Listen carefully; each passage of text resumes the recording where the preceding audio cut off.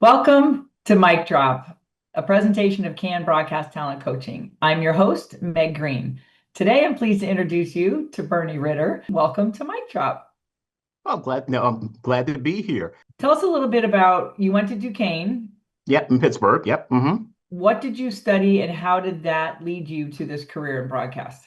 Okay. Well, the backtrack, I went to Duquesne in Pittsburgh, but I am a Michigan-born Detroit native. So, hey, no, all the sports teams, all that, Cass Tech grad. For those who know, in Michigan, Detroit, Cass Tech.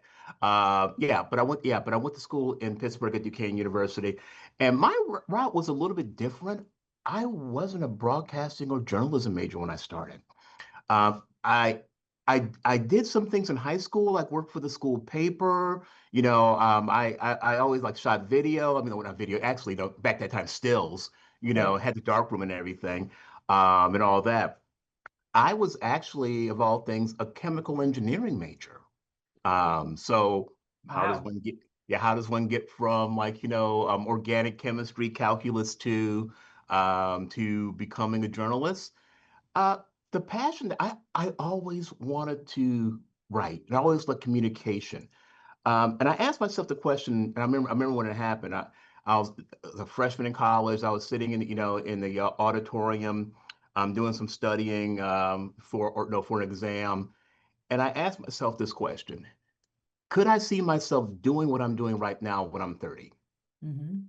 And the answer was no. I mean, it was like, okay, I was doing something which I thought I really wanted to do, but my passion was always in writing. It was always in communication. It was always in that creative aspect of it.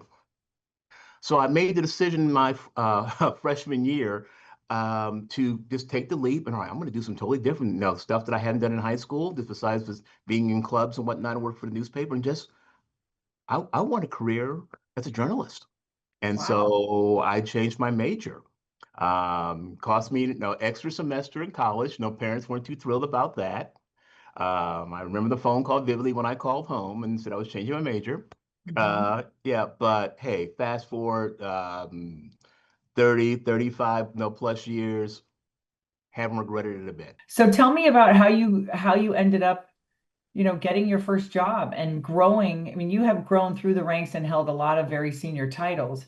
What Mhm. kind of effort did that take on your part? Um, just being persistent about what you want to do. Mhm. I didn't land in TV out of school. Mhm. No, like I was hoping to. So I was working at a small newspaper, the Pittsburgh Courier, right out of college. It was that time, an African American historical newspaper that in the city of Pittsburgh, and I was a reporter. Mhm. And it was a great opportunity. And I was out covering beats, I was out writing, but I always wanted to have an opportunity to just be in TV.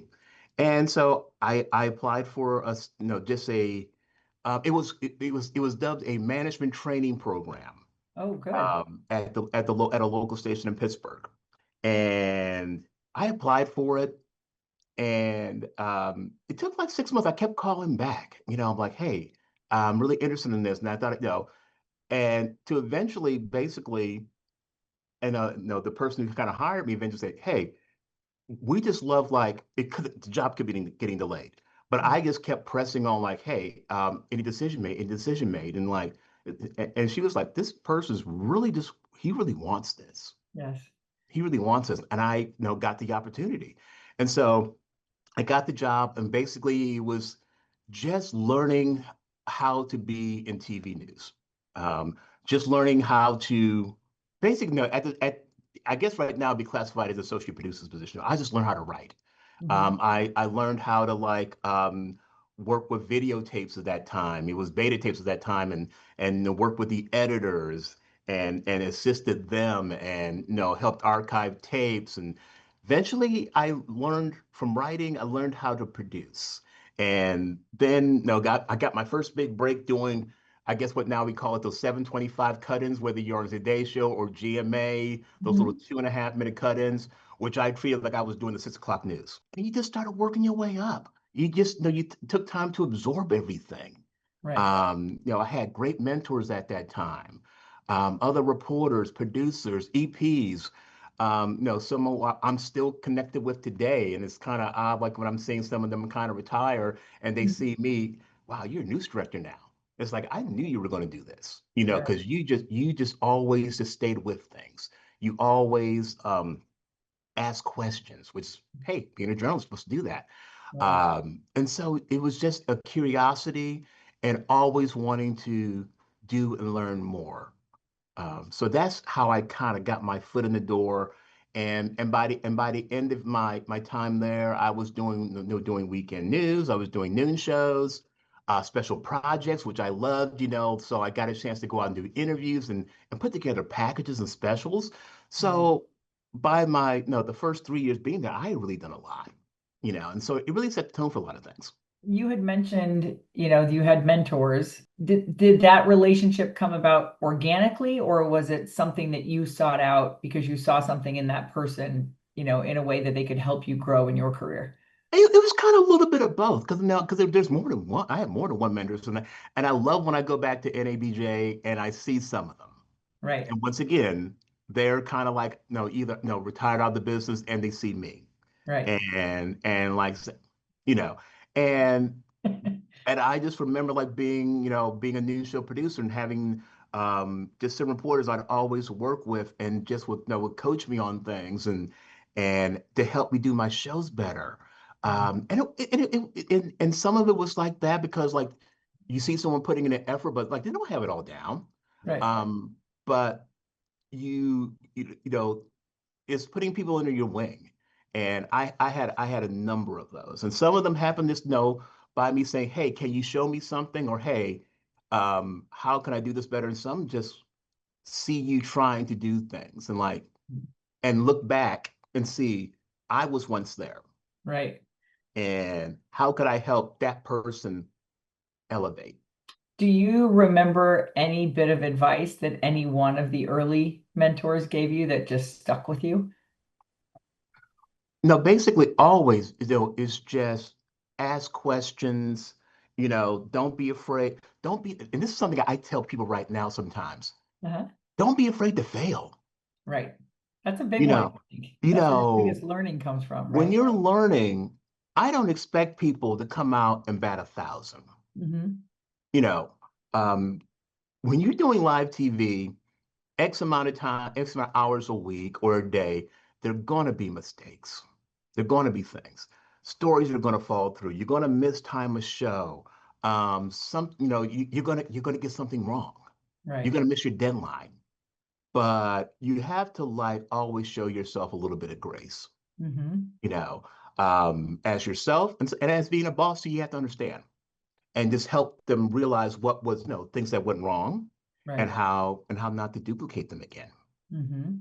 So And those, yeah. So basically, that's what I kind of know. Just always ask your questions and don't be afraid to like if something goes wrong, like, oh, I'm not cut out for this. Well, I mean, just stick with it.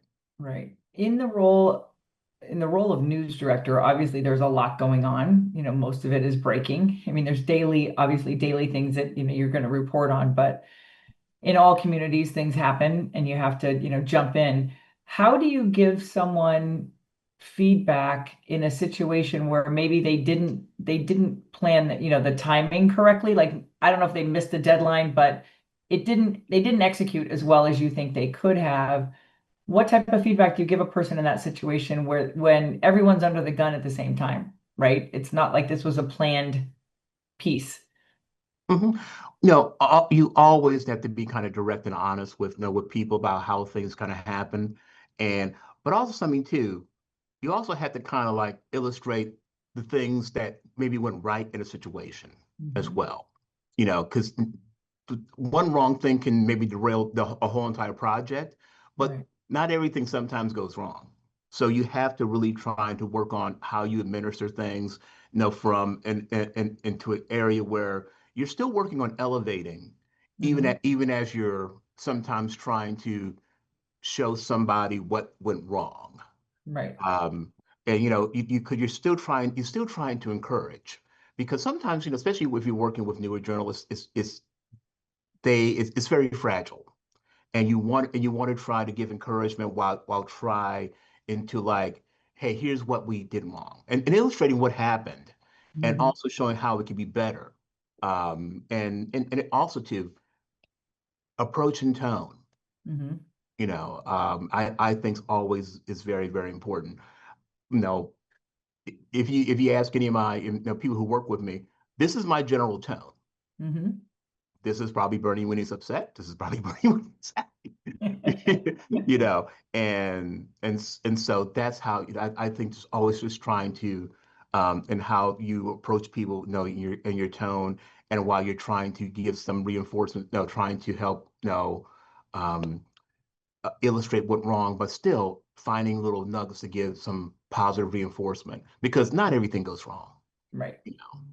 And it's easy, obviously, that it's easy to focus on what went wrong when you have Mhm. one piece in one little bit in a long show of other positives that we tend to focus on just the negative and the Right. I'm saying if you're doing an hour newscast, I probably guarantee you something's going to go wrong here and there. right, That does not mean you didn't have a great setup to your A block, or you weren't doing this wrong. All right, yeah, maybe no, maybe you didn't, yeah, you didn't stick the landing and you ran over no 20 seconds, which is not good. But hey, how do we get there? Okay, next time maybe, hey, you don't have time for weather. No, the last no 5 day, it's okay, drop it, it's perfectly fine, and move right. on. Giving them empowering them a little bit, right? To make Correct. some of those decisions. And obviously you can talk about it afterwards if you would have done it differently. Yeah. That's always a good discussion, right? Because it doesn't Hmm. necessarily mean it made for a better show. You just looked Yeah. at it, you would have executed differently. Um, Sometimes people say what the worst decision is no decision. I agree with that. I agree with that. I like that. I might steal that from you. There you What go. do you find is one of the challenges as you introduce new journalism into the broadcast media space? Is there anything that you see, is there a basic skill set that they haven't developed, or any common themes that you're seeing sort of pop up? Writing. It's some writing. It sounds basic. You Right. know, whether you're a producer, whether you're a reporter, whether you are whether you're writing on the website, it's Mhm. writing. And Mhm. sometimes I think that's kind of where, drilling down and making sure um, that we do have the writing down, that we Mhm. are writing an active voice, that we are avoiding all the cliche and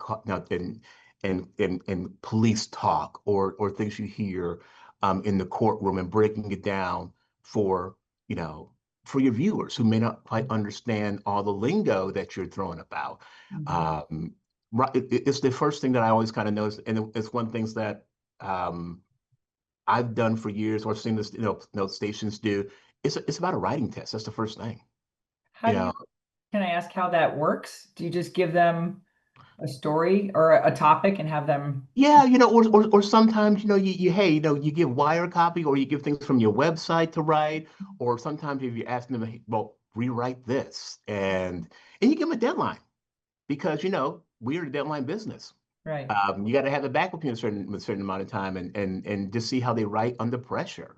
Right. Um, and if someone's being a reporter, hey, we're going to give you like some things to kind of write, and here's some sound to play around with. Put together a package. Right. 'Cause and you do get some tells about like, no, we need to work on this. It's sometimes not the end all be all, but you Mm. get an idea how to work with somebody. Sure. You know.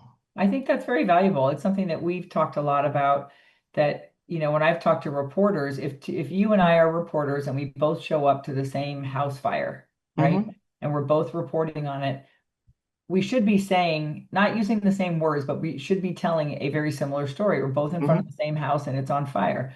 But the way that you tell the story, the words that you use, and the impression that you leave on the viewer can be drastically different solely through your writing. And I think I was Most happy to definitely. hear you say it from the standpoint that I do think people don't practice it enough. And Hmm. it's even, for television. Um, anchors and reporters, young ones who are in college, it's like take the hairbrush and stand in front of the mirror and read a magazine out loud so you can hear your voice, you can hear your diction, you can hear your cadence. You can record it if you'd like to, but you don't need to. Just get comfortable with that because what you do in your head and what you do, It's on air is different. it's a basic thing, and no, it's if you want to go back to things which I learned when I was starting out, and I Sure. still do it today, read things out loud to yourself. Read it out loud. If you're tripping up or it doesn't sound fluid to you, how's it going to sound to the viewers? And so I remember back to my days when I was producing it, and I'm just basically just an editing in my head as I'm writing, and it's coming out there like, okay, that sounds better. You know, Mhm. you can't be silent. You just can't. No, you have to read it out loud. Right. And that's where you're catching things and like, man, that doesn't sound right. Or wait, does that sound like something my anchors would say? Which I think is always kind of key too. And I always know, remember I was a young producer and I have different anchors that I work with. And I always like, no, they wouldn't say this. Hmm. No, they wouldn't say this word. Um, and I was like, okay, all right. So I I had an anchor years ago who would not use contractions. Sounds weird, but I wrote for him. I I wrote for him because I he's not going to say this, and How did you pick up on that? I think that's I imagine that is a very, I don't even know how to describe it, a specific skill set. It speaks to your ability to listen yes, to and listen, decipher, yeah, how this person would present or read over how this other person would. it's like it's not knowing the people and also this looking and watching.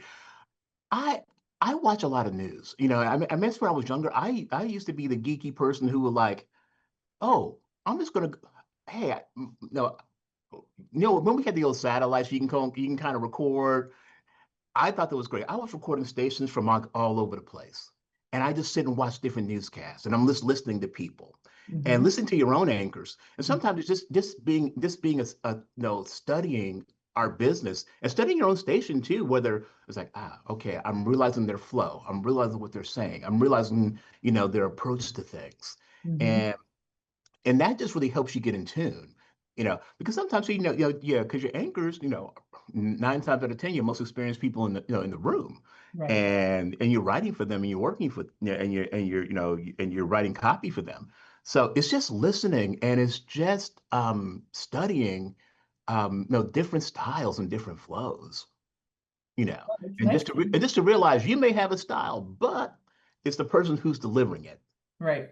No, I think it's nice to hear you describe it because I'm not sure, I've never really thought about that because I've not been in that role, but I truly appreciate how it's like writers who do, sitcoms. How do they capture the essence of the character and write for the character when that's not themselves? Mhm. Maybe not a great analogy, but that's what it makes me think No, of. but yeah, because everyone's a little bit different. Right. Yeah. So what's a piece of advice that you wish someone gave you when you were starting out? Piece of advice I wish somebody would have given me, starting out. It's okay to take time to get what you want and where you want. Because I had this plan when I was out of school. I want to be running a news department, you know, by time I'm 30, or I want to be doing this. Well, things happen. You go here and you do that, you change things. Don't put time limits on yourself. I didn't become a news director until probably to a later point in my career. Hmm. I did work, 10 years, in sports for a little bit, and left local TV. So my timeline got a little bit skewed, but and that was great for me. That helped me do other things. But I think just don't enjoy the trip. Don't worry about like I have to be here or I have to be in this market, at a certain point, or I got to be in the top 10. Um, some people find great joy in working in medium and smaller markets. It's where where you fit in and where you're happy and Right. where where you figure you're contributing. Right. the town, the station, um, and just that, just because I really wanted to really hit it out the park after I got my first job. Oh, I'm ready to go now. Man, hey, no new show producer, special projects. I'm ready for everything. Right. Uh, no, no, and I'm. It took a while to get to what I'm doing right now, Right. but I wouldn't change any of it. Oh, that's fantastic to hear.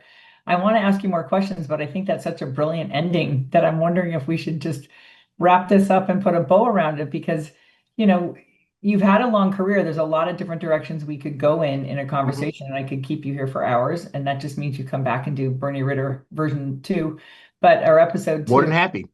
But I think you've said some really important things today, and I hope that when people watch this, they truly hear and grasp some of the key elements. One that I think is really important that I echo is the writing. Hmm. It's a way to differentiate yourself. And the second thing that you said is enjoy the journey because Yeah. I think sometimes when we have blinders on for the goals we're trying to achieve, we miss some amazing opportunities that are lateral that Hmm. really do enhance your skill set or your career or your personal life in ways that you never expected. So it's nice to hear someone else, say that in a way that I think others can really take to heart and use it to their advantage. So thank you for that. Not a problem. Well, Mr. Ritter, we're going to let you go. We try to keep these short and sweet. Thank you for your time. I'm going to follow up with you shortly to book episode number 2. You might be the regular recurring guest that we have on the Mic Drop podcast, but it's just great to hear from you. And thank you for sharing your insight and your experience. And we will talk again soon. Anytime, Meg, no problem.